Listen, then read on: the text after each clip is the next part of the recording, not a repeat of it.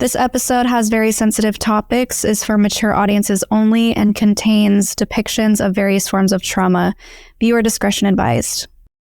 From the moment I was born, it's just everything was sexualized. Berg decided it would be a wonderful idea to spread this amazing information on sexually awakened children to the entire cult. So he had my mother write a book called the Davidito Book, the Story of Davidito, and it detailed on what exactly they were doing sexually to Davidito. And this book was printed and sent out to everyone in the cult, thousands of members already at that time. And that's how child abuse became rampant in the cult, and she was proud of it. She became known as like the leader who was the expert on children, and her name even became Sara Davidito. I remember thinking, I don't know how I'm going to do this when I'm older. Like, I remember trying to prepare myself for what I knew I was going to have to do as I got older. I knew that my time at some point was coming, but I don't think anything prepares you when you're 2 and 3 years old to be taken into a dark basement, just lights all over you. You can't see anything else. They put a little flower skirt on you and a lei, no top, no nothing, just a lei, and say, dance for the camera. He had taken the ring and wrapped tape around the band to make it thick enough so that it would fit on my 3-year-old finger. And he told me to wear it. And as I got older, slowly take the tape off, so as my fingers get bigger, the ring will fit me. But by the time I was 7, I was going to be expected to provide for him as a wife in every aspect sexually.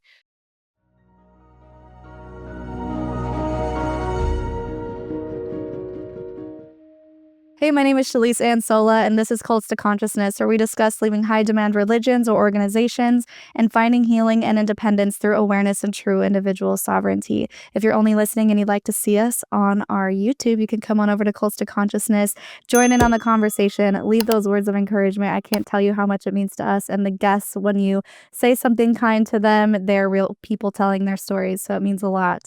Today's guest, I was so excited that we found her. She was born and raised in the Children of God. In fact, she is basically Children of God celebrity status, and we'll talk about what that means. But at the age of 3, she was given to the leader, David Berg, as his child bride. We're going to be talking about her childhood growing up in the Philippines and Japan and Brazil, actually with Daniela Messanek-Young, who you guys know if you've watched this channel. So we have a lot to get into. We are going to do 2 separate episodes. This first one is going to focus on her childhood all the way up to 17 or 18 years old. The second episode will talk about how she escaped when she was 18 and how she acclimated into the real world, into the United States, and how she's doing today. So thank you so much for joining us, Serena Kelley. Thank you, Shalise, for having me. Very excited, very happy to be here. Thank you. Yes, there's so much to discuss. On the phone, you were talking about how you're one of the only people who is able to talk about the inner circle with David Berg, who was the leader. So I think there is just so much to uncover today. And for those who aren't familiar, I'm going to give my best rundown of Children of God, and you can tell me if I get everything right.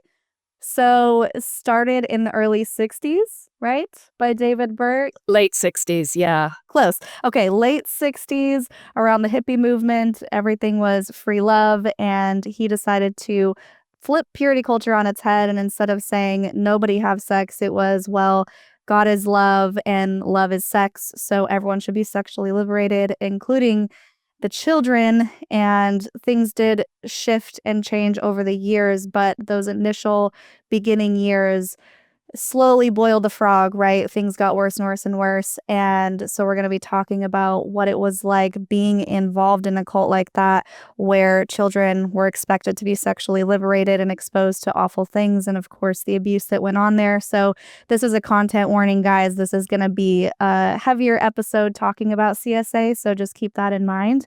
So is there anything that you want to mention about the early beginnings of the cult before we dive into your story, Serena? Not much, but what people really focus on the sexuality of the cult, but what they don't know is that it started off as a very pure, like men were separated from women. They were going 2 by 2. It was a very purity-minded cult. It was founded on biblical laws, and there was a very strict rules, and the men slept together and the women were separated. So it started like that. And just like you said, with the boiling pot of water, it just slowly went from there. So then, okay, now if we're having 2x2 and people have to travel, then they have to appear married. So now we're going to start having arranged marriages. Now we're going to start having mass marriages. Okay, now we're going to start sharing each other's lives with each other. Now we're going to start religious prostitution. Okay, now from religious prostitution, we're going to extend that to the children. So people did not join the cult as a sex cult. It was not a sex cult at all. It was a very it was minded cult. It was very based on Christianity. So, and then slowly, just like you said, it went from one to the other until we got to extreme with the child sexual abuse.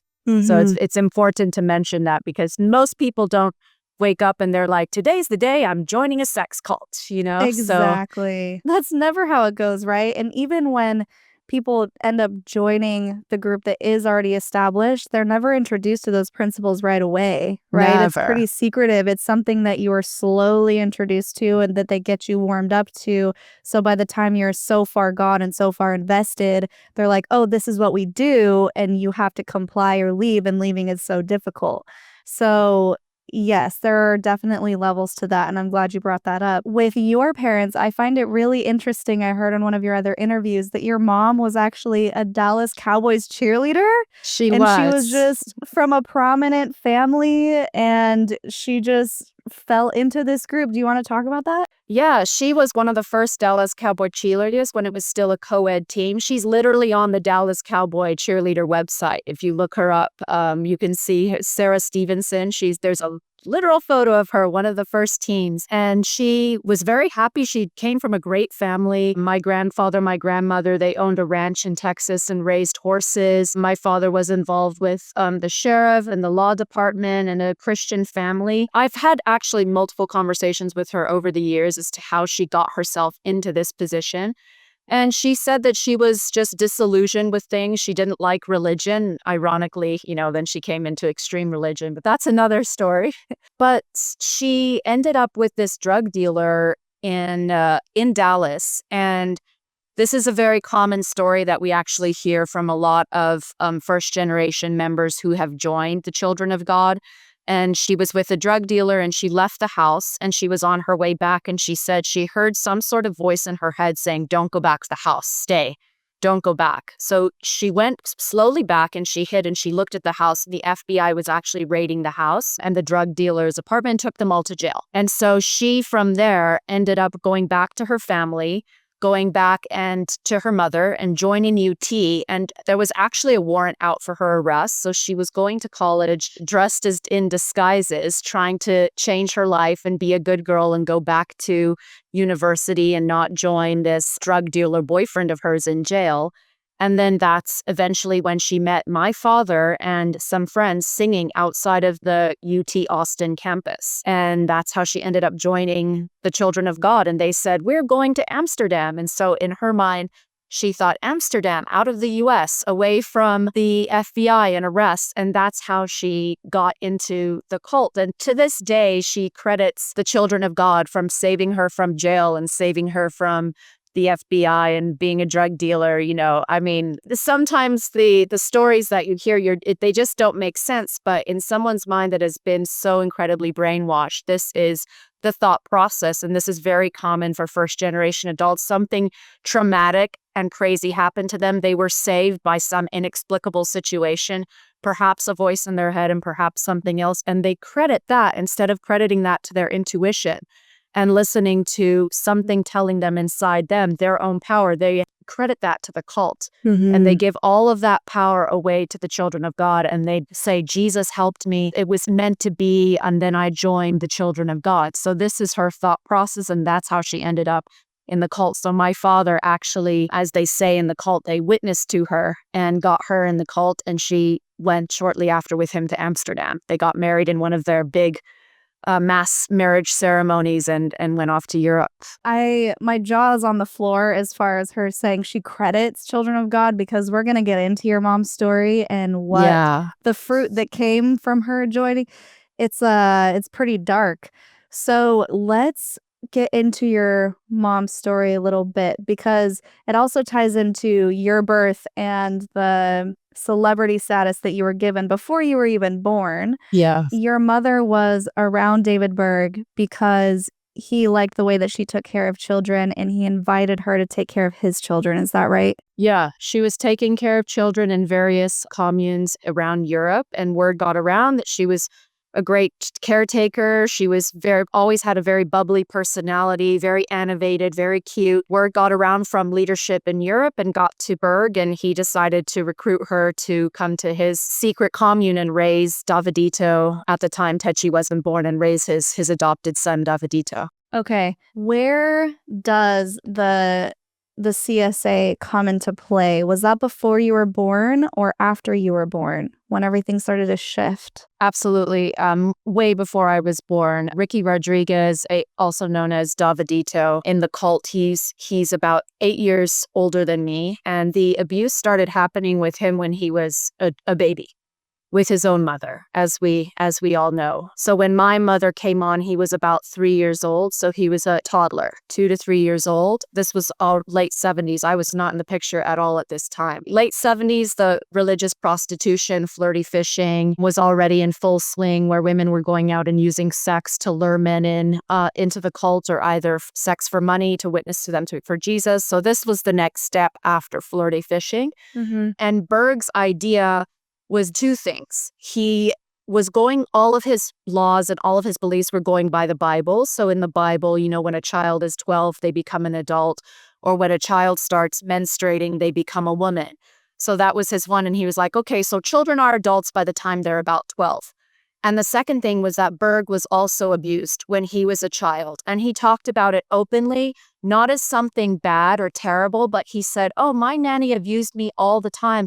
And it felt good and I liked it. So because I liked it and because my nanny did it to me, children are able to be sexually awakened. They are able to experience pleasure. They're able to experience sex. So we should start doing that to our own children, because we're going to have a sexually awakened generation of children. So based on the Bible, with children being adults by the time they're 11 to 12, and then based on his own perverted experience with his own nanny, he started pushing these things on other people. And of course, when Berg gets an insane, crazy idea, typically through a drunken, fueled party or some sort of dream or insane vision that he had, usually fueled by alcohol because he was a raging alcoholic, then he would start experimenting with the children who were nearest to him, which were in his home, his compound. So at the time, it was basically just his son and then the older children that he had around with him, including his granddaughter, Minnie.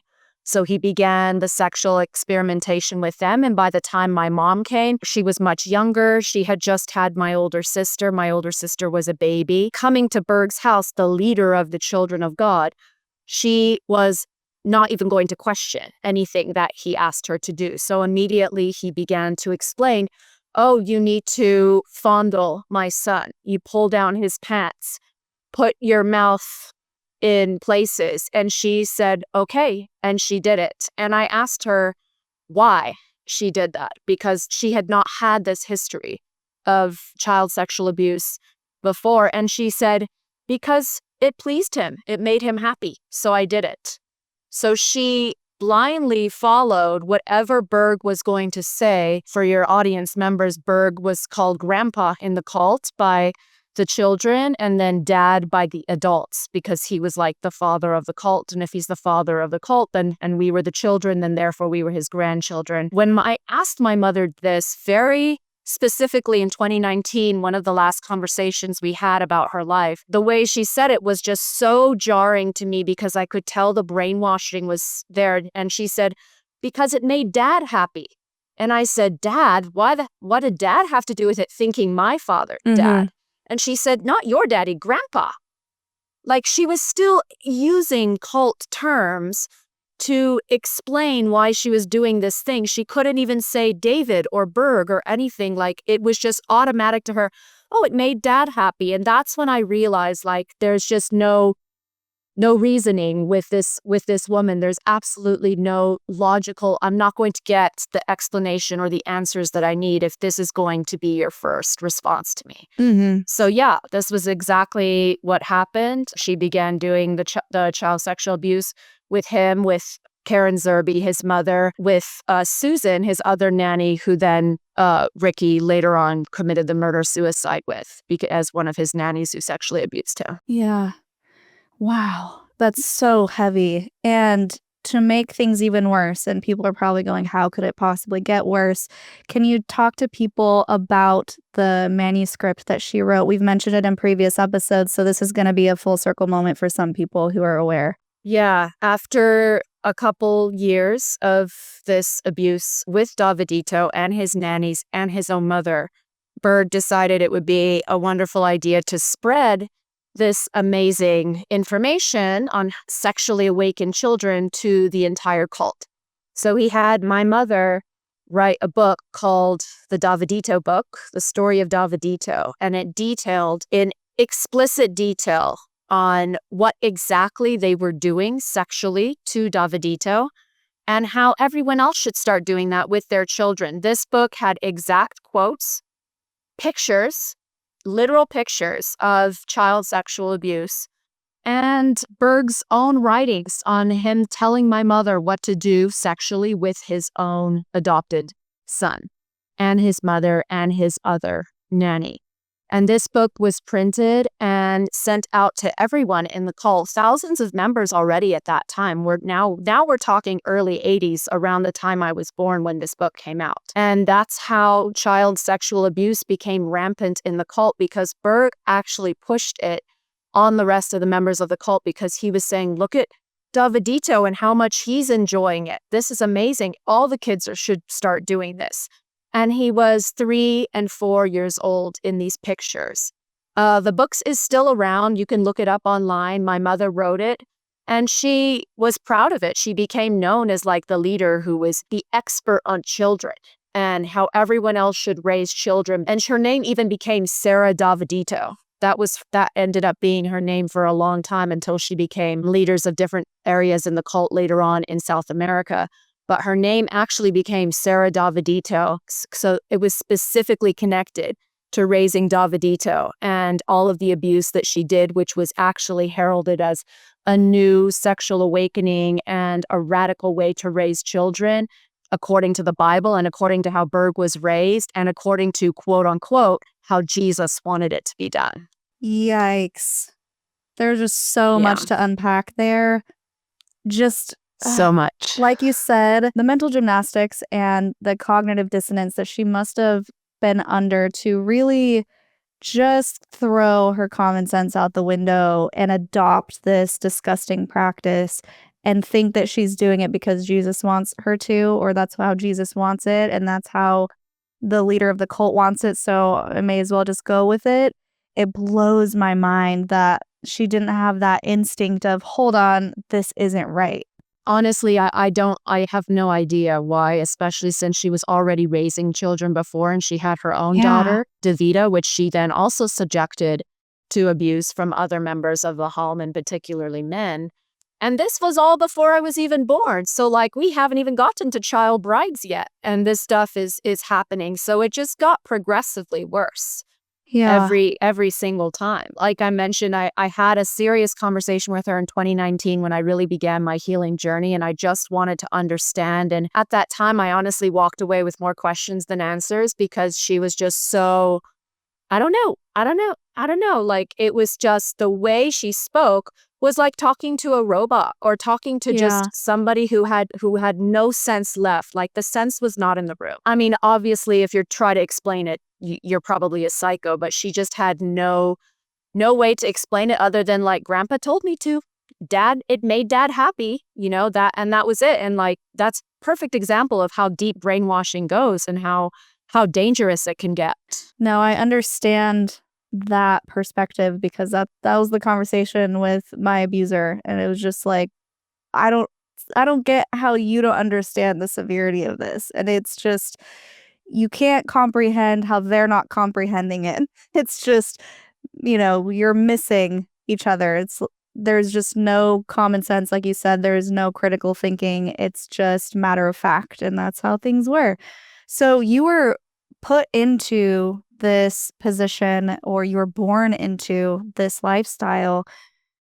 Do you want to talk about your earliest memories, or what it was like at home, what it was like with Berg? Yeah, earliest memories are insane. I mean, the first 4 years of my life, I just sometimes have these memories and I'm like, how was this my life? From the Yeah. moment I was born, I mean, we're talking, this is 4 or 5 years into child sexual abuse with Berg and his own children. From the moment I was born, it's just everything was sexualized. Your private parts, food, songs, Jesus, Berg, hugging the men, making sure that you're hugging them naked, or making sure that the men and the women were walking around naked. Earliest memories is all sex. It's just everywhere in the house. I was exposed to sex all over the place. This was in the Philippines. We lived in the Philippines, so it was very hot. I would go in the pool and there would be grandpa or adults having sex on one end of the pool. And the aunties, the women in the communes, they were all called aunties. And then the men in the communes were all called uncles. So the aunties would come and switch me out one by one and would come watch me while the other aunties were having sex at the other end of the pool. So when I was 2 and 3, I'm looking at this stuff just outside in an everyday environment. The men and women walked around basically naked. Men would walk around in their underwear. Women would have sarongs on with nothing underneath, so the wind would blow and they'd just be like, oh, I'm naked underneath. Berg loved nakedness. Berg loved sexuality, anything to be sexual, and anyone who was not sexual, he would publicly shame them. So he was always saying, I want a wild woman. And anyone who would not go with that were called an old bottle, and that they were publicly humiliated all the time and usually made to strip naked. They were usually in the middle of the commune, which we had about 50 people living there, stripped naked, and Berg would publicly shame them and be like, this is what God wants, blah, blah, blah. So a lot of that, a lot of orgies all the time. And then watching a lot of the older girls from my sister's generation in the 70s doing striptease dances for the entire home. My sister at the time was 10, 11, 12. So she was doing striptease dances where they would come in little tops and little skirts in front of the entire home, and they would slowly dance and take their clothes off, and all the men would be like, woohoo, wow, amazing.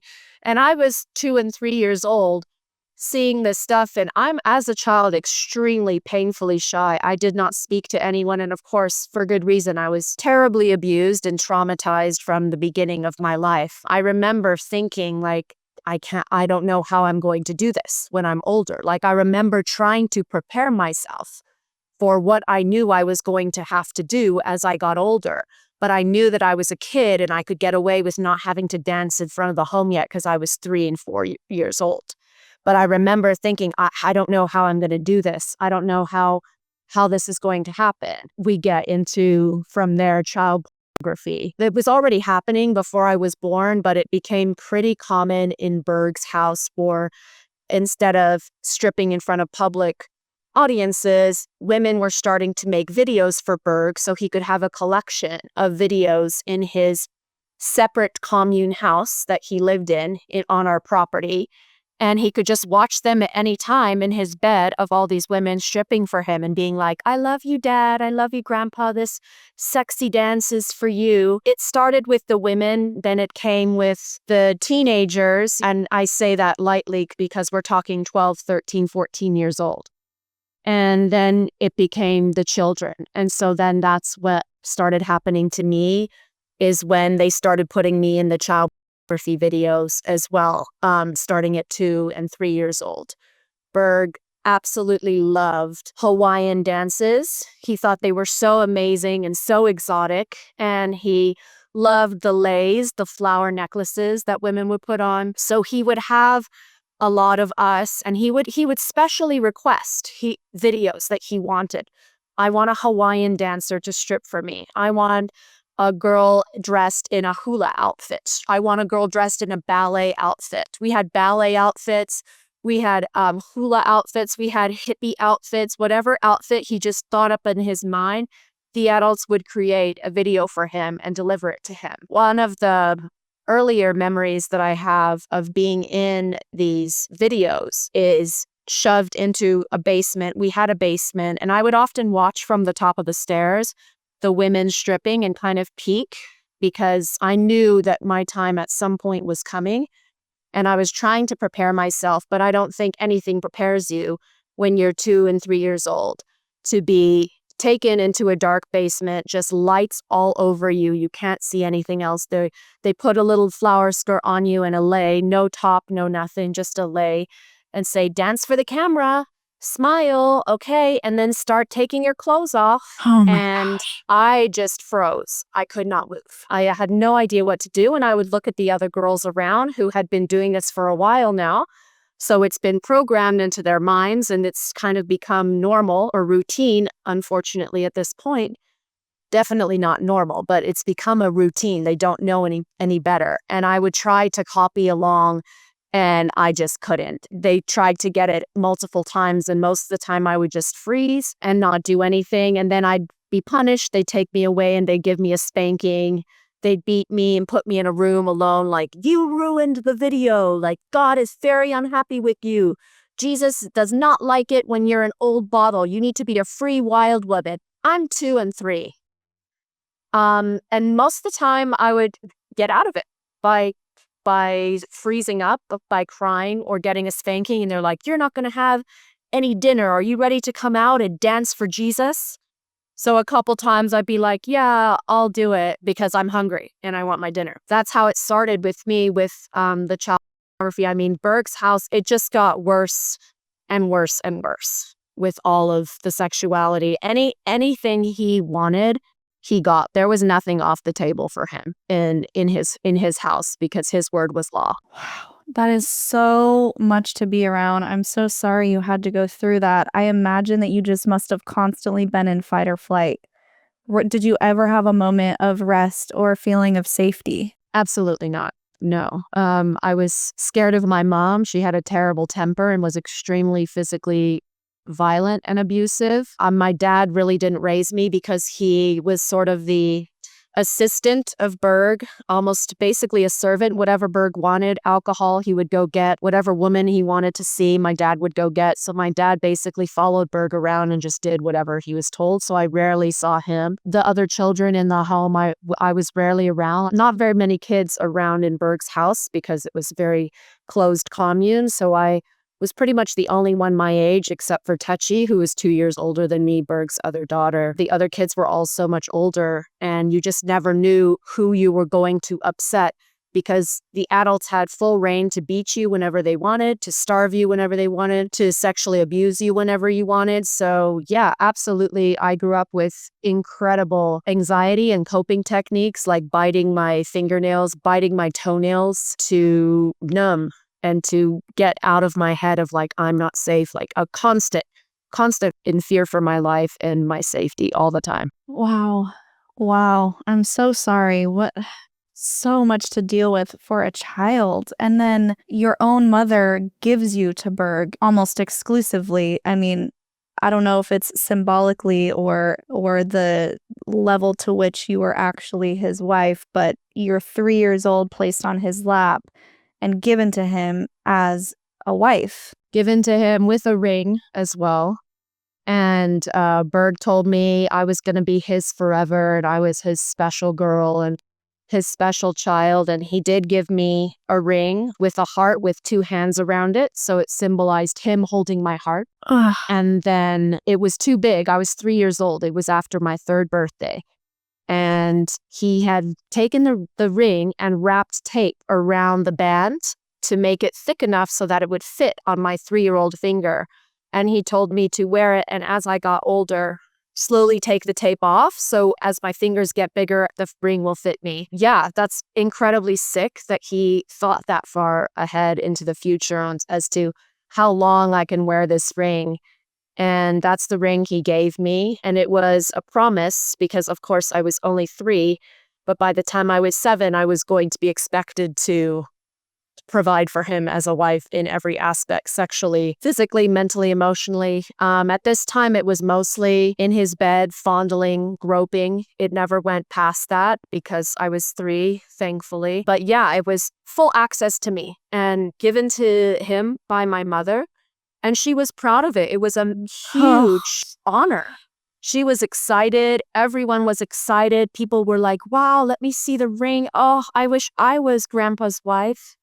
What? Just that sentence. It's I wish sick. I was Yeah. grandpa's wife. Was Yeah. he already taking multiple brides at this point? He was, and I had no idea because I was 3 and I was actually the youngest of these child brides. He was not taking adult brides because Zerby was his one bride, his adult wife, but he was taking child brides, including his own granddaughter, Nini Berg.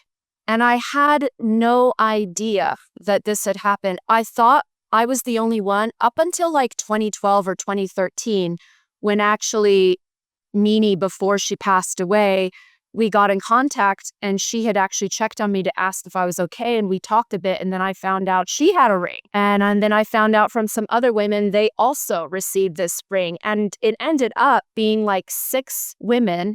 We're women now, 6 children from the ages of 3, me the youngest, up until 12, 14 years old, had all received this ring. And the older girls were forced to sexually perform with Berg as a wife would. And this is what happened in his house. It was a great honor, and all the adult women were so happy for us and thought it was just such an amazing experience. And yeah, just absolutely sick, just sickening the way that he thought about doing this. And then also the way he thought about how we could continue to be his and how he could own us for the rest of our lives and how we could keep wearing this ring into the future. When you think about it, it's sick. Like he wasn't getting a child ring. It was a literal ring. It still fits on my little finger to this day. Just the way he thought about that and the symbolism of the hands holding the heart. I mean, it's just disgusting. It's sick. Yeah. You know, it's incredible when you really think about it, the severity of the abuse that was going on in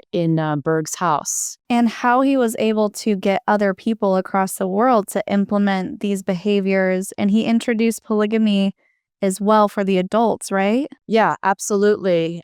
He introduced polygamy. Not one wife was just old news, like now we should have several wives for Jesus. Basically, anyone's wife should be shared too. So not only were men having multiple wives and children, but if a man wanted somebody else's wife, they should be able to take that wife or exchange the wives to get the other wife to go with the other man, and then the other wife will go with this one. It really depended on the men. Women were just objects in the cult. We were all there to serve men's desires, and we were all there to satisfy men, and we were all there to lead a sacrificial life. We were absolute objects, sexually, physically, mentally, everything. And that's what we were told. That's how we were raised as female children in the cult. This is your job. If you don't do this, you're not serving Jesus. If you don't do this, Jesus is unhappy. There's always that power and the fear of the control. Absolutely everything you were just saying, with the women being objects and at the same time they're abusing the little boys, right? Yeah. At the same time, there's abuse going on with the little boys, mostly from the adult women. And there was, as we know now, lots of closeted abuse between men and little boys as well. Berg was a raging homophobic. He would often say, like, damn the gays to hell, damn the homosexuals, they're all going to hell, blah, blah, blah. Whatever. I mean, he says one thing and does the other, but the little boys were also extremely abused, and we have absolute records of it from the book that my mom wrote with the Davidito Book, where we can see the women abusing Daviditos. And this went on in all the homes. I remember getting older and talking to some of the teenage boys who were 15, 16, 17, and they would laugh about their experiences with an adult woman who was 35 or 40, talking about having sex with her and not knowing what to do because they were about to orgasm and they didn't know what was happening. And the women were like, don't worry, it's fine, it's normal. And teaching these little boys, 12, 13 years old, how to have sex with adult women. Jeez. So it went both ways, absolutely. So it's important. I'm glad you raised that point because we often focus so much on the abuse from the females, which, yes, we had it so much worse and it was incredibly severe. But the boys were abused as well, and especially the little boys who were sexually abused by the adult men, which we rarely talk about, but it did happen. And we often, in society as well, we kind of brush away the experiences, the sexual abuse experiences that men had. Like, you're a guy, like, it's fine, you probably enjoyed it. And that was absolutely the attitude that we had in the cult, because the boys would kind of laugh it off and like, oh yeah, I mean, I was having sex at 12 with 40-year-old women. And they were like, well, I enjoyed it. It was fine with me. But, the truth is that's not normal. And the truth is that affects you as you grow up. And it's important to acknowledge that as well, from the abuse that happened with the male population and the little boys cult as well. Yeah, we've done a couple interviews with Philip Seibel. I don't know if it's going to come out, the second one, before or after this one comes out, but if anyone's interested in the male perspective, you can go and watch that interview after this one. Did you have any sort of resentment or awareness of this book that your mother had written? Did you connect the dots, like you're the reason that this is happening? Did you have awareness of that as a child? Not at all as a child. The awareness started with that way later on when I was 15. There was a lot of stuff going on in the news. Ricky Rodriguez was kind of speaking out against his mom. I don't think he had quite left the cult yet, but he was becoming like a bad apple. And he was wanting to leave, and he was becoming a bit more vocal about his experiences in the cult. Mm-hmm. It clicked to me because what happened was there were several, as they called in the cult, purges, where they started burning or getting rid of all the evidence of flirty fishing, any type of sexual dream that Berg had. There were a lot where he was fantasizing about having sex with his granddaughters and his daughters. Oh, and they wrote that and put that out there? Oh, yeah. Yeah. There were dreams and illustrations of him in bed with Mama Maria, Karen Zerbe, his wife, Meanie, his granddaughter, and then his daughter, Faithy. Oh my gosh. And he was like his dream trio of women that he would love to have sex with. And he would talk about the amazing dreams that he had having sex with his members of his own family. There was that. And then, of course, the Davidito book. So what started happening was in these purges, they started burning a lot of that material. But for some reason, and I have no idea why, they kept the Davidito book around. So all they were doing was putting faces, fake cartoon faces, over some of the adults. It was already on my mom because she was what was known in the cult as say law. Like, she was secret. She was one of the top leaders of the cult for decades. You were not allowed to see their real faces, just like Berg and Karen Zerbe. But what they started doing was just putting cartoon pictures over, like when Davidito had his pants down, they just put a little cartoon over it, or they'd white out paragraphs in the book where they were talking about the explicit child abuse. And then they still left the book out for publication.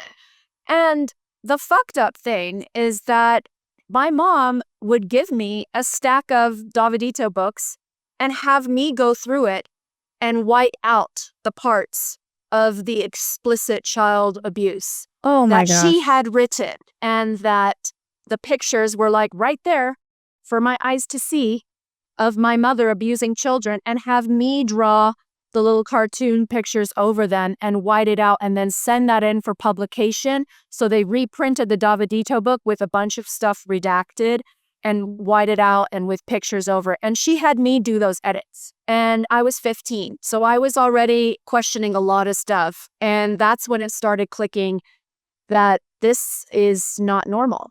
Yeah. And what was going on and what exactly was happening with my life. And if this was all according to God and Jesus loved it, why are we hiding it from people right now? Why am I changing all of this stuff? So that's really when it started clicking. I had questioned a lot of things, which I'm sure we'll go into with my childhood and just seeing the juxtaposition of my life as the child of a top leader in the cult versus everybody else. Yeah. But having to cover up for my mom's own transgressions and abuse brought it to a whole other level when I started realizing, like, okay, this might not be actually what Jesus is talking about. This might not be the stuff that is good and that we should be listening to. And that's really when I started realizing my life was quite a bit different than the rest of the population of the cult. And perhaps what I was raised to believe and what I was raised to see as Jesus's love was actually, it's possible that it might all be wrong. The fact that they had enough awareness to cross out some things, but not enough awareness to be like, maybe we should scrap the whole thing. It's just so questionable. Like, how do you get only part of the way and not realize that it's all wrong? It's mind-blowing. Egos, I'm sure. Yeah, well, I know there was a lot of pressure from different governments, and that's why Berg went overseas to begin with, so he could get away with all of this. So can we go back to your childhood and talk about, you told a story of hiding depending on the music that they would play at the compound if people were coming. I thought that was so interesting. Yeah, absolutely. It's just so funny when I think about it now. After Berg's house, we all left and went to Japan. There was a massive commune there with 300 people. It was called the HCS, or the Heavenly City School. And my mom came in as Sarah, and we all came in secret. Basically, from the time I left Berg's house up until I was a teenager, early teenager, 12, 13 years old, I had to lie about who I was. I was considered Selah, secret. Nobody was allowed to know I was Mary Dear, which was my cult name and which they had put in all of the cult publications and the books. And the Life with Grandpa series, which was written about me, Davidito, Touchy, and my older sister, Davida. When we got to Japan, it was a massive compound. There were already leaders there, so people did not really know who this new family was. They just knew I was a child of a leader in the commune and in the cult. We actually lived in separate areas at times than the rest of the cult. Me and my sister slept in our own room, and we had our own caretakers. A lot of the other children were separated by age groups. For example, the 9 and 10-year-olds were taken care of by a couple females in the cult, a few aunties, and they all slept in a room together, and so on and so forth, all the way up until teenagers. And then at dinner time, you would see your parents. We would all be in our groups, and then we would see our parents, and we would eat with them, and we would be with them. And we lived a very strange but very segregated life based on our age groups. And the thing is, with me and a couple other children who were living in this commune, who were children of the leaders of the commune, we were given special privileges. We could see our parents at various hours. Sometimes they would be like, oh, your mommy's available to see you. Do you want to go see her in her separate house? This was a massive property. They had like 4 houses on the property. They had the main house, which housed most of the children and the adults. They had a second house, which housed the leaders. They had a third house called the Blue Room, where anyone who was sick would go there for quarantine. And then they had a fourth house, which was kind of like for the new members of the cult, where they would slowly expose them more and more to all the insane practices, so they wouldn't just come into a cult and be like, what's going on? So that's how the property was organized. So we would always go to this White House where all the leaders lived, and we would spend time with our parents. At times, because the cult was so big and was getting a lot of press at the time, and this commune housed 300 people in Japan, there were a lot of authorities coming in looking like, what are all these foreign children doing here? Who's taking care of them? Where are all their parents? What's going on? They implemented a system, the leaders of the HCS, of the Heavenly City School, and they put speakers all over the property. When a nice person would come visit, for example, a person that was giving money to the cult or giving us free food or free travel or any sort of support that we would get from the outside, it would be this lovely classical music that they would blare on these speakers throughout the entire property and inside the house. So we would be in school and we'd suddenly hear like classical music through the speakers. The speakers were in every main room of the house and outside. And they'd be like, oh, and the teachers be like, oh, well, we have a visitor here. We have a supporter. So everybody sit up straight and be nice. And sometimes they would take the supporters around for tours and be like, and here's our classroom with our children. And we'd all be there like, yes, we're so happy and smiling and reading, and they'd be like, smile, if anyone was not paying attention or was being the bad apple or rotten, and we'd all say like, oh, konnichiwa, okay, hello. And then they take them around, and that was that. The second one was a cult they would play when it was a questioning member, or it was someone who was like, they were trying to get on our side. For example, maybe like the owner of a hotel or a very important businessman with a lot of money, and they were trying to get him to like us, and we were trying to get him to our side, but we weren't so sure. And they were kind of asking weird questions. For example, where's all the children's parents? Or what type of schooling are they having? And they would play a cult song called The Challenge of Joseph Lewis, which was a made-up song and basically about a guy who kept questioning Christianity and who kept questioning things. And that would be on the speakers. And they'd be like, okay, be on the lookout. Like, we don't want this guy coming around. We might have like a goat, they call them. Like, sheep were the nice people and goats were like the questioning ones who would push back on the insane religious stuff. So like, we've got a goat around, so everyone be careful. And this is when the security started heightening for the children of the members, and the teachers would get all like, oh, and start looking around and being like, Serena, stay there, sit there. And they'd start separating us, like who were the children of the leaders of the cult or the leaders of the home versus who were just the normal children of the teachers and the cooks and the witnessers and the other people. And so we would already be like, okay, and I'd be on the edge, like, are we going? Are we not? Because then it would escalate into the third level where they would have what the cult termed Roman soldiers. So basically, this is when the authorities would come to the house. Any sort of lawyer, a cop, child protective services coming in being like, we need to see the children and we need to make sure they're not being abused. We need to make sure these children are having education. We need to make sure these children are okay. And what they would play is this African drumbeat music, because Berg was also incredibly racist and he would associate evilness with darkness or African drums and things like that. And so they would play that. And immediately, if that happened, if these drum sounds started coming around on speakers, the teachers or random people from the cult would run into our classrooms, grab me just from whatever I was doing, and carry me down into this basement where we had triple door security.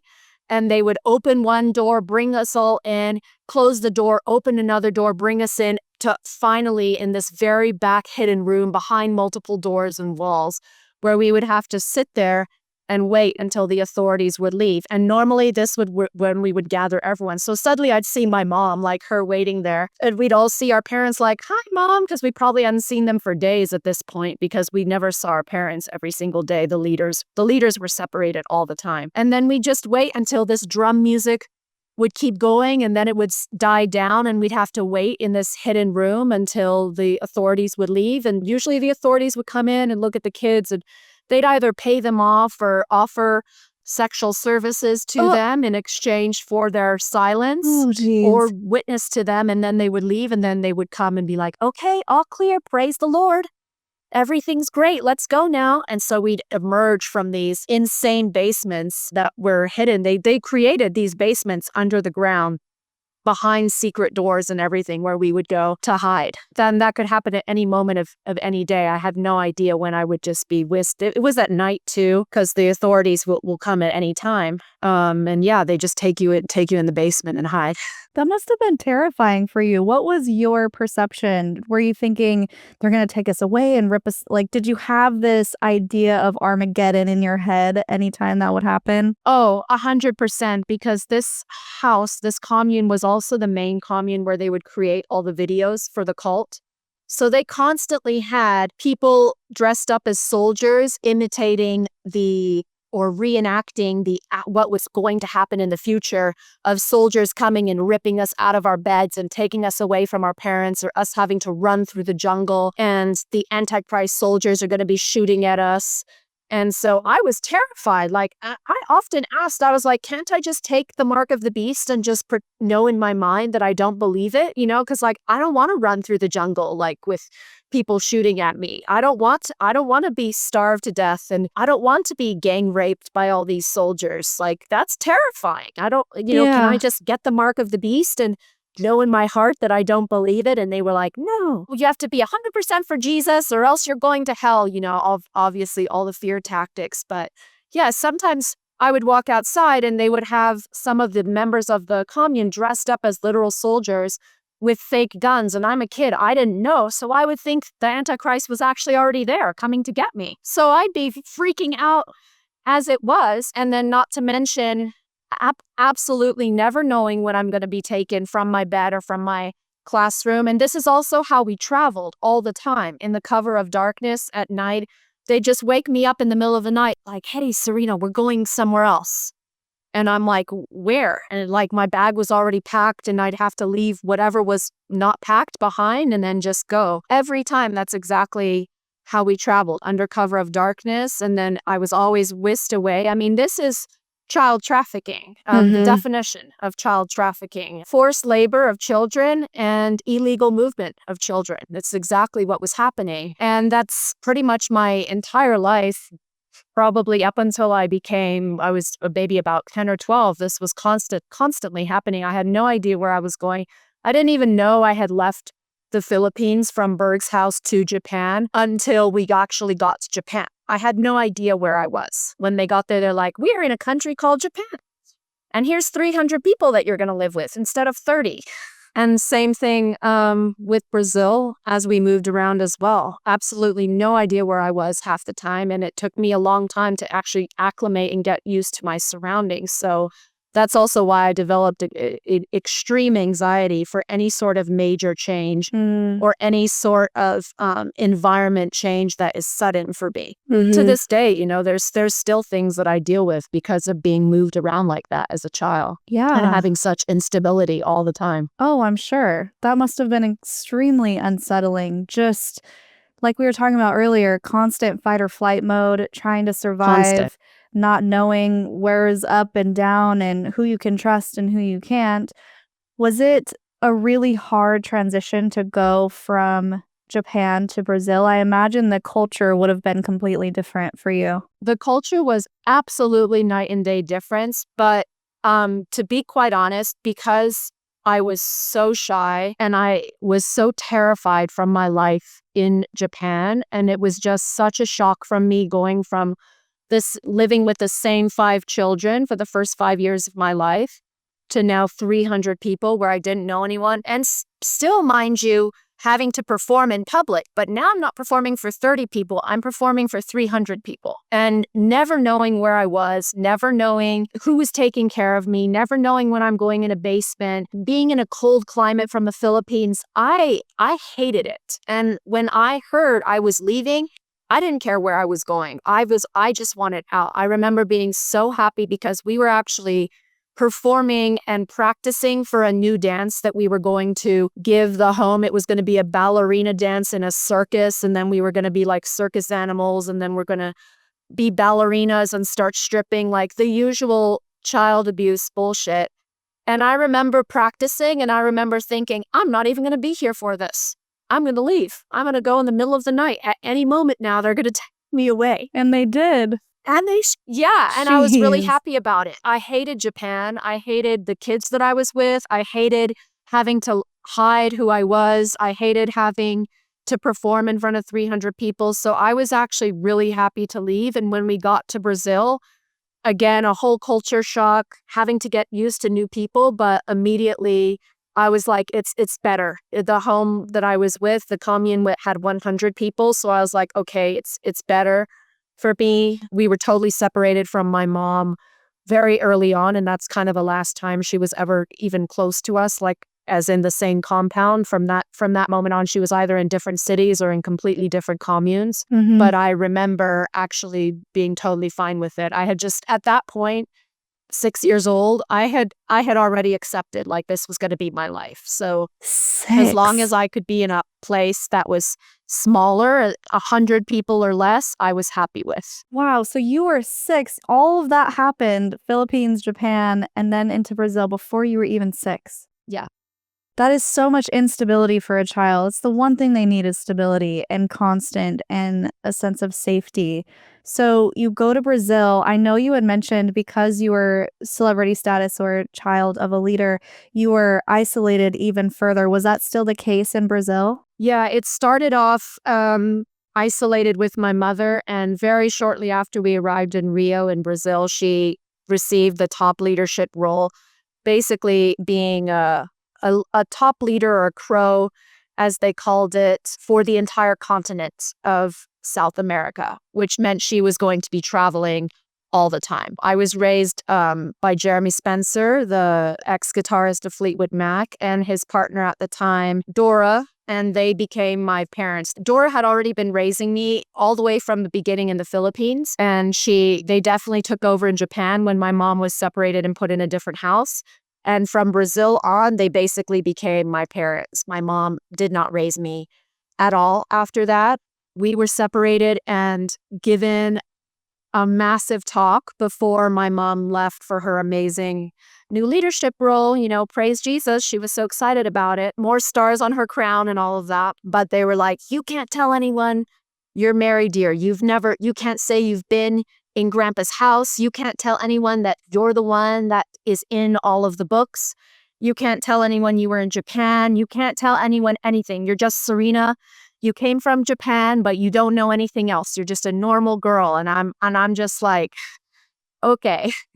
But at that time, I had already been lying about my life when I was 5 in Japan anyway, and 6. So it was kind of like, okay, it was just part of my life at this point. Mm-hmm. So when I got there, separated, and then we were living in the Hilltop. Sorry, there was HCS and Hilltop. The Hilltop was the one in Rio, and we lived in the same room with Jeremy Spencer and Dora and me and my sisters. So we were fully separated from the rest of the kids for a long time until way later on, finally, I was able to join the rest of the children. There was extreme separation, not just with the cult and the outside world, but there was a whole other level of separation with children of top leadership as well. Yeah. And very alienated, which of course led to bullying in the cult because people were like, well, why are you getting special privileges? Because I truly did. Yeah. I would be able to leave the cult compound with my sisters for the weekend to go visit my mom whenever she happened to be back in town, which was maybe once a year and once every other year. We would often be able to go with walks with Jeremy, Spencer, and Dora outside of the compound and buy picolés, ice creams, little ice cream on the stick, which never happened in the cult. Other people were allowed to take care of us, but they went through a vetting process because they had to make sure if these people who took care of us found out that I was married here and that I knew Grandpa and I was the kid from the books, they would have to keep silent. They would have to keep the secret. So they vetted people who would be able to have access to me, and including the other children. So it was an absolute mindfuck when you're 6 and 7 years old, not knowing where you are, trying to make friends, but having to lie to every single person that you know. Yeah. In order to live. Because if I didn't, I would get punished. I would get beaten. I would have to have a silence restriction sign around me, or I would be starved and miss my meals. So it was absolutely controlled by fear. I would imagine that having to lie so much, especially as a child, you would just create an alternate reality and just dissociate. Did you find yourself, I don't know, making up who you were so that you could tell your friends all of these elaborate backstories? That's something I feel like I would probably do that if I was in your situation. I 100% did that. I just created a persona for Serena.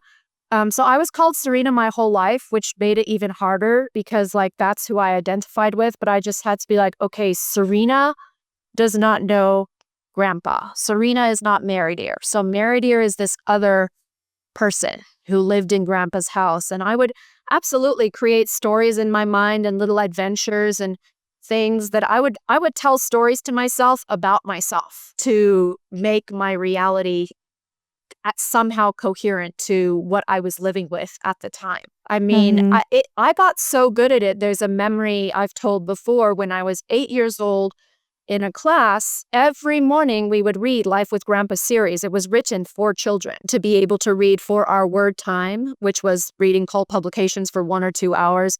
And during our nap times and our rest times, because we couldn't read anything else. If it wasn't produced by the cult, it was not allowed in the cult. We would sit there and read Life with Grandpa, and I just sit there and read stories about myself and about my sister and about Techi and about Davidito, and I just be like, yeah, I was there. I remember this story. And a lot of it was embellished and made up, but there's a specific memory that I have where they were reading a story about me and about baby-proofing the house while I was born. And little Mary Dear is born, so let's baby-proof the house and tape up the hard edges and tape up the light sockets and the electric sockets. And a little girl in the class raised her hand, and there was a teacher that we called Uncle James. And she said, Uncle James, how old is Mary Dear now? And he goes, oh, yeah, so she was born in 1983, so that means she would be 8 years old. Oh, just like you, Serena. She'd be your age. And I'd be like, I sat there like, what? That's amazing. And all the other kids were like, what? Mary Dear's your age. Mary Dear's as old as you. And I just sat there being like, wow, yeah, amazing. Mary Dear's as old as me. And this was absolutely my life. I was 2 years into professional lying by this point. So I just sat there thinking what idiots everybody was. And it was just totally normal for me to lie. And terrible attribute and habit to give to a child, because I just became a chronic liar after that. Like, after a while, I had no idea what I was saying about my own life. Like, was it true? Was it not? Because I had made up so many stories about my life and I had lied about myself so many times. I didn't know like what was the truth and what was not. So it just became very convoluted eventually. And then I had to unravel all of that later on as a teenager, when suddenly I was allowed to talk about my life for the first time. I'm surprised you were able to keep it in, because kids, I mean, they don't have filters, right? So you must have been so incredibly programmed and afraid to not be like, Absolutely. By the way, that's me, because kids are little shysters. I never once spilled my secret. I lied. I was so afraid of public punishment because I was so shy and I was so anxious. My biggest fear was pulling down your pants in public and getting a public BD. Yeah. And it had happened, but it was for like foolishness or like laughing with the naughty, foolish boys in class. And I was like, ha ha ha. But the thought of it happening to me by myself in front of people, I couldn't fathom. So like, I just had that image of like, you're going to be spanked in public if you say anything. And that was enough to shut me up. Yeah, absolutely. So I'm already connecting dots with Daniela's story, which is so interesting to kind of weave the pieces together. Do you remember Daniela as a kid? Oh, absolutely. Yeah. I took care of her in Brazil. Oh, wow. What's the age difference? It's we're probably 3 to 4 years apart. But of course, in the cult, once you become 10, you can take care of younger kids and you can cook and clean and you can beg on the street. As soon as you became 10 years old, like, you were basically a caretaker for everybody else. So I started taking care of Daniela when I was around 10 or 11 and went up until I left Brazil at 15. We were still, yeah, I've known her for a very long time. Wow. Let's talk about the switch when people did find out you were celebrity status and how that completely flipped everything on its head. Yeah, that was extremely traumatic for me. This happened when Berg passed away, whenever that was, 1997 or something. This entire time, my mom had been a top leader of the cult, traveling around. She was not Sarah. She was known as Sharon Crow. And I was Serena from Brazil. At that time, just, daughter of Sharon Crow. And so everybody knew, like, when Sharon Crow was around, all of her daughters would come hang out with her and we'd go spend time at a hotel or we'd go spend time at the beach with her. And then she'd come drop us back off at the cult commune in Rio and she'd continue on her travels. Now, when Berg died, there was a massive shakeup in the cult leadership in the family at that time, which it was now known as the family instead of the Children of God. And Zerby and Peter, King Peter, Zerby's new husband, took over, and they dismantled the entire hierarchy of cult leadership. And they started giving more power to the individual homes themselves. And so they started having a smaller amount of crows, and the crows were more in charge of the countries. They started doing away with the top crows who were in charge of the entire continent and who would report directly back to Berg and have direct access to Berg. Interesting side note is that my mom and Zerby were always in competition for being top dog in the cult, top leadership, which is her stories are wild to hear, corroborated by other females that I've spoken to about this constant power struggle between Zerby and my mom, which clearly Zerby came out on top of. So the second she became in power, my mom was the first to be demoted. And all of a sudden, she sent back to our cult compound in Rio. And then the big publication came out with the famous photo of Berg with his turtleneck and the beret. It said, "Now it can be shown, and now it can be told." And that was the very first actual photo of Berg that was published in the cult ever, in the history of the cult. There were older photos from the early days, but after the 70s, all the way up until his death in the late 90s, no one had seen a picture of him. The Children of God is actually very famous for being known as a cult that truly blindly worshiped their leader. And having never seen a photo of him, having never seen his likeness, same for Karen Zerby. And so all of a sudden, they're like, we're going to tell everyone everything now. And this is Berg. This is how Berg looked. And this is Maria. And here's a photo of Maria. And here's a photo of Ricky Rodriguez and Techi. And oh yeah, here's a bunch of photos of Mary Dear, Davida, and Sara Davidito, and they're in Brazil, and everyone go say hi. And so all of a sudden, once this publication came out, I didn't know this was happening. I was 12 or 13. All of a sudden, everyone knew who I was. And I'm just like, wait, what? What happened to the secrecy? What happened to anything? So from that time on, when I would step into a room or go visit another cult, it would be like, Mary Dear is here. Oh my God, what's going on? That's her. She lived with grandpa. That's really when the celebrity status began, is when kids would come up with their cult publications. They had like Good Thoughts or The Life with Grandmas and would ask me to sign it and would ask me to write a message to them and sign it Mary Dear.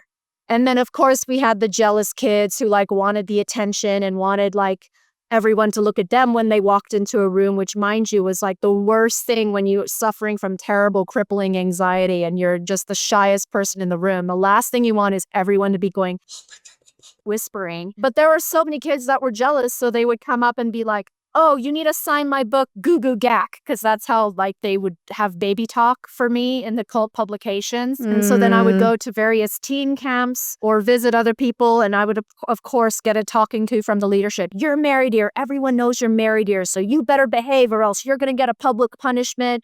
You know, you're representing grandpa, you're representing mama, you're representing Jesus. Like, if you don't behave, it's going to be your fault. So there was a lot of fear with that as well. And so I tried to come in like being a good girl, but I'm getting into teenage years now. I'm beginning to question, I'm beginning to rebel. I've seen the differences of like the mansions my mom lived in compared to like the absolute poverty everybody else was in, or the fact that I would go to my mom's house and visit, and she'd have a personal assistant cooking her whatever she wanted, and she'd eat her dinner by the private waterfall in their property, and then she'd drop us off back at the house and we'd go begging on the streets. So I was already understanding that there's some differences that were not matching up for me.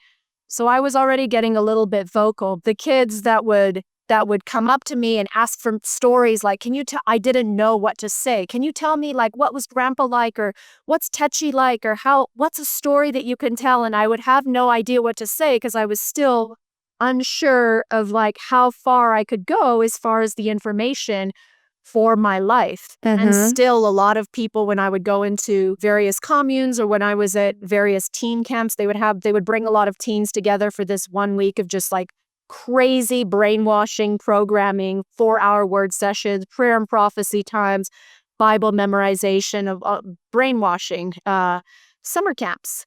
And from there, the adults would be like, this is Mary, dear, and I was kind of paraded around as this celebrity, and I'd have to be like, yes, here I am, praise the Lord. And a lot of kids really hated that. So I ended up getting really bullied as a kid in Brazil and in Mexico. Kids would start pulling chairs out from under me when I would come sit down. And I was getting very tall and thin at that time. I'm quite tall as a female. I'm 5'10". So I was already getting a little lanky, a little awkward, and they pull out chairs like, ha, ha, ha, you fell, like there's a big gap in the room. And kids would write on the back of my shirt, like, roses are red, violets are black, why is your chest as flat as your back? Or they'd be like, Mary, dear, you were an ugly baby, like I started getting extremely bullied, and I didn't really understand why. Obviously, there's a whole thing to unpack of child bullying and trauma and everything from that. But it came with massive challenges, being able to finally not lie, but then also having to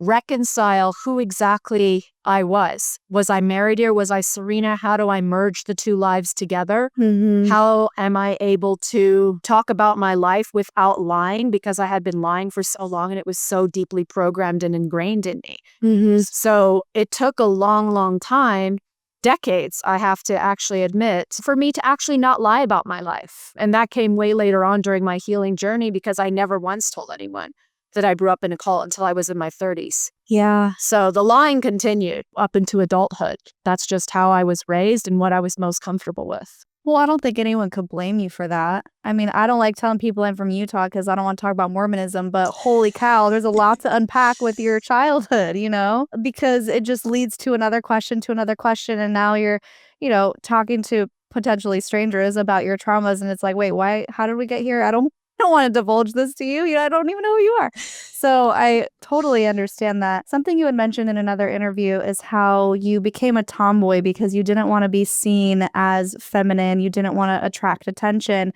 At this point in your life, when you're 13, 14, because the leadership had changed, had they implemented the rules of only teens can have sex with teens, or were adults still permitted to go with children? On the outside, yes, they had made these rules that only teens could have sex with teens. When Berg died, and I was about 12, 13 years old, they started creating the official rules, like when you're 16, you can start having sex, and when you're 16, you can only have sex with 16 to 18 years old. And you weren't allowed to have sex before you were 16, and you had to read the Law of Love before you turned 16, because they were pushing at that time how to involve Jesus in your lovemaking and your sex, which was a whole other fucked up thing. Like, oh my God, before you turn 16, I just have to give this side note because it's just most bizarre.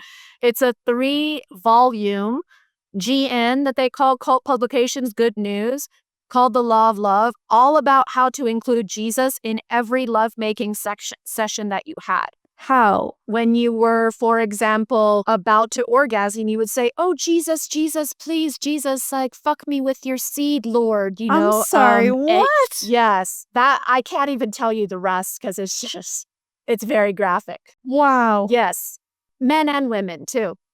So you would give all the glory to Jesus for the sex that you were having. And you had to read that before you turned 16. So when I was 15, I had to spend literally 3 weeks reading these fucking GNs with an adult woman, which was Dora. They would give you paragraphs, literal paragraphs of phrases that you needed to say to Jesus as you were having sex. Fuck me with your seed, come in my mouth, Lord, fill me up with your seed. I want your seed, my body's quivering for you. I'm 15. What? This was the new rule. Yikes. It was forced reading before we were allowed to have sex. Now, mind you, this was the outside thing, like kids can only have sex when they turn 16. This was not happening in the cult. We were having sex way before.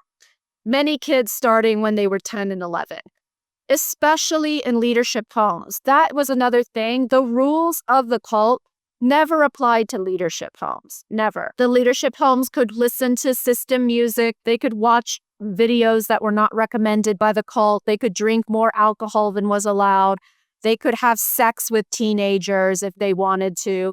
I mean, when I lived in Mexico when I was 15, there were 16 and 17 and 18-year-old girls having sex with 40 and 50-year-old men all the time. And it was wide out in the open. And this was way after Berg had died. The rules did not apply to top leadership at all. So I knew that I was gonna, as soon as I turned 16, I was free game for anyone because they had to make the rules like look legit, in the houses that were the top leadership, like, oh, you can't have sex when you're 16. And I did, and I got in trouble, and they put me on partial excommunication because I had sex with a 22-year-old when I was 16, and they publicly shamed me for it. I got in trouble. You got in trouble as a teenager. It's just so ass backwards because of everything you experienced as a child. And the 16 and 17-year-olds were having sex with 40 and 50-year-old guys.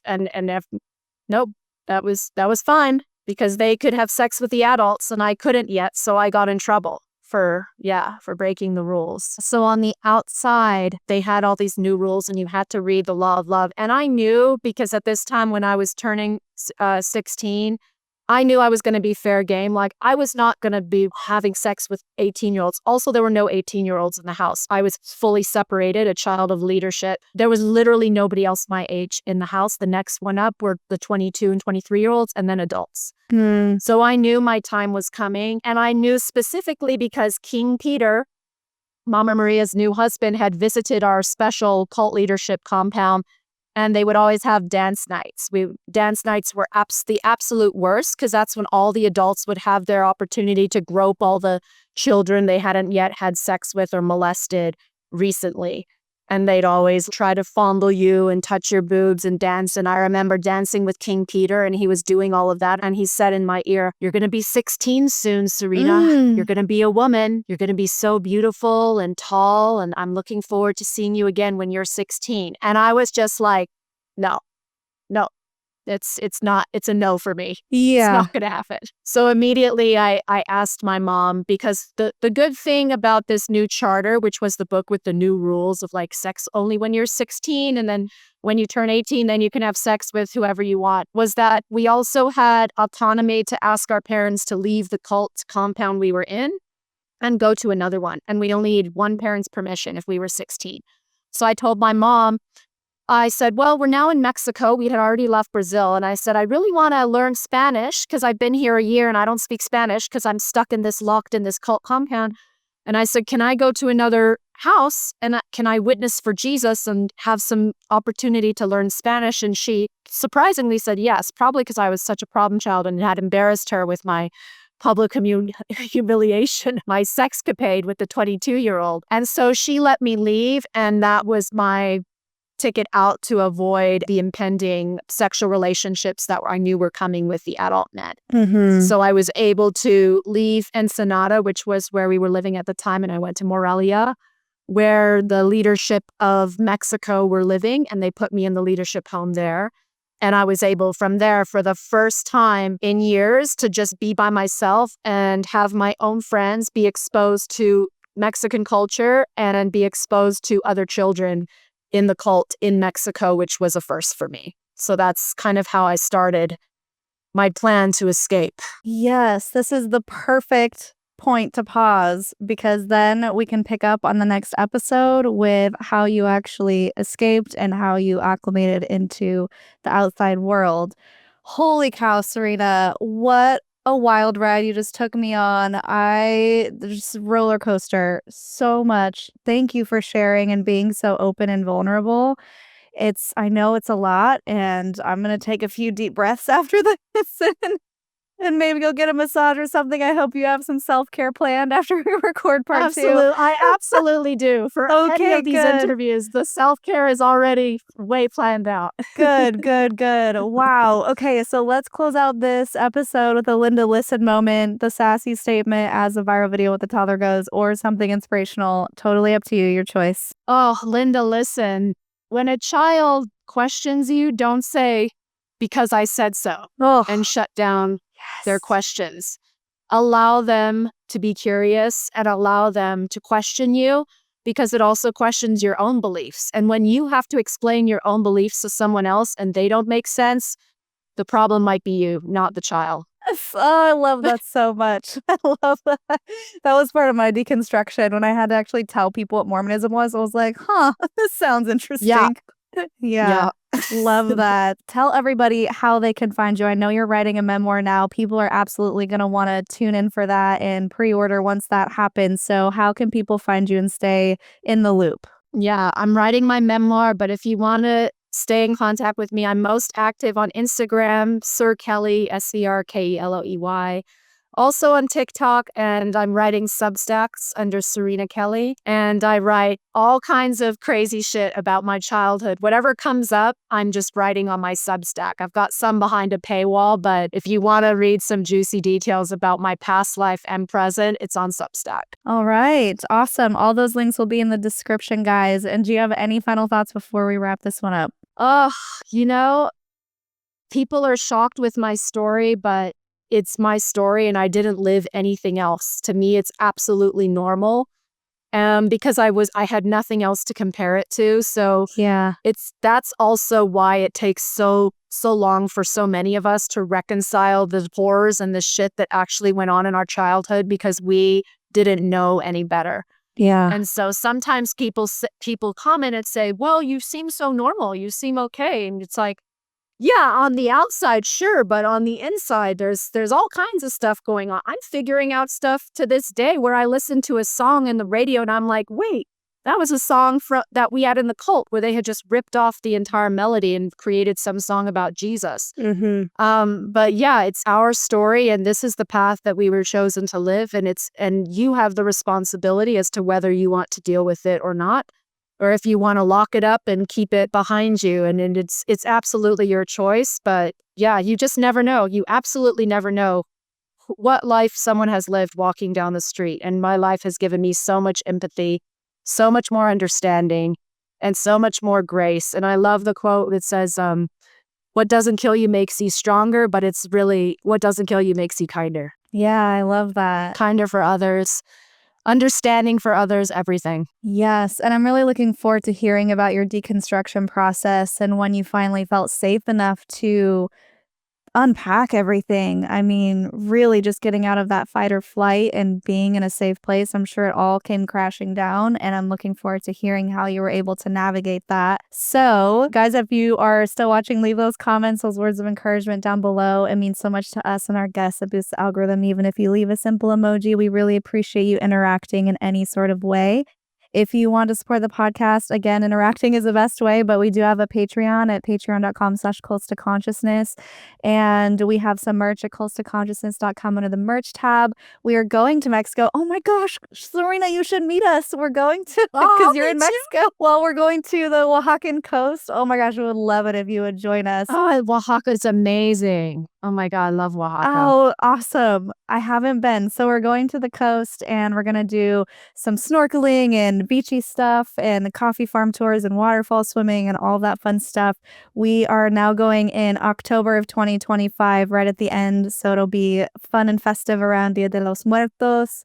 And yeah, it's going to be great. So we'll put that link. Well, the link is coming because we're about to officially relaunch the new date. So keep checking the description for that, or you'll find it in our Instagram too. Thank you guys so much for being here. Thank you for sharing, Serena. Guys, if you like this video, I'll link 2 more down here below. We'll make sure to put Serena's part 2 in the description as well when that's out. And we have some other amazing Children of God episodes. And until next time, follow your highest excitement, be conscious, and be well.